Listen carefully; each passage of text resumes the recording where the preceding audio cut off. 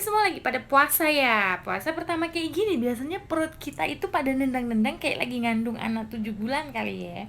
Nah, daripada kita harus keluar lagi pandemi kayak gini, mendingan kita bikin bakso homemade aja. Caranya gampang, aman, pastinya nggak bahaya karena kita bikin sendiri, pastinya aman dong.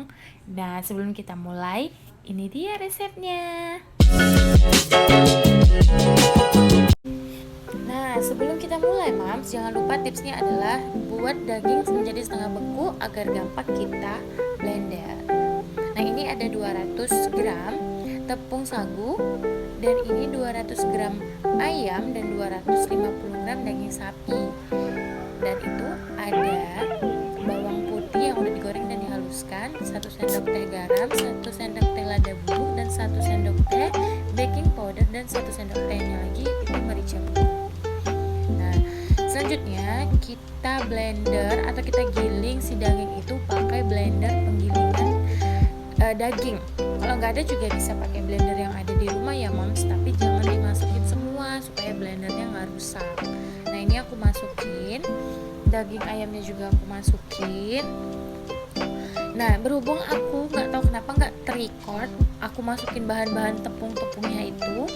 Nanti sesudah kita blender kayak gini, kita pastikan semua dagingnya itu benar-benar halus tanpa ada serat-serat yang masih kasar. Kita pastikan sampai benar-benar halus.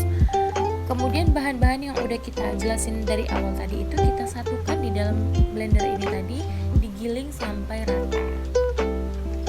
Kita harus memastikan dulu ya, Mas, itu benar-benar udah halus atau belum. Nah, ini aku nggak tahu kenapa nggak record.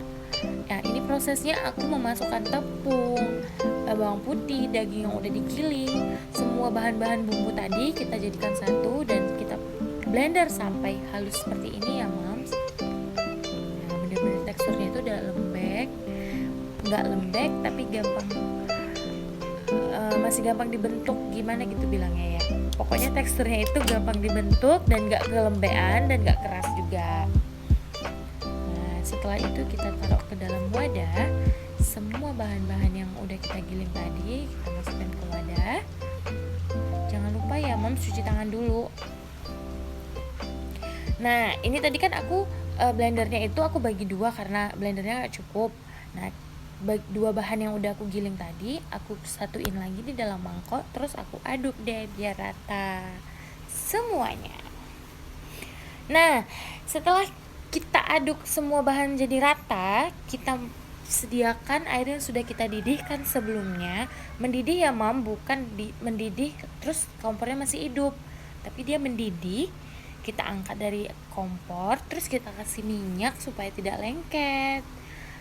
Oke, kalau sudah kayak gitu, kita mulai mencetak baksonya.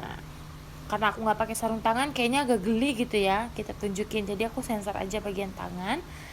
Kita cetak sesuai keinginan Mams semuanya. Kita masukin ke dalam wadah yang udah kita kasih minyak tadi ya, Mams.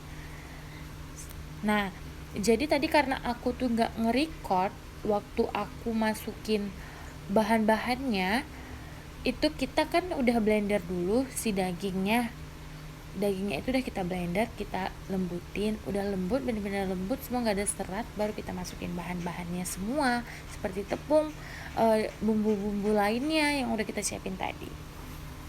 Nah, seperti ini ya, Moms, cara buatnya. Ukurannya juga nggak sama karena sesuai selera aja, sesuai kebutuhan masing-masing. Kalau aku suka yang gede-gede biar lebih puas makannya.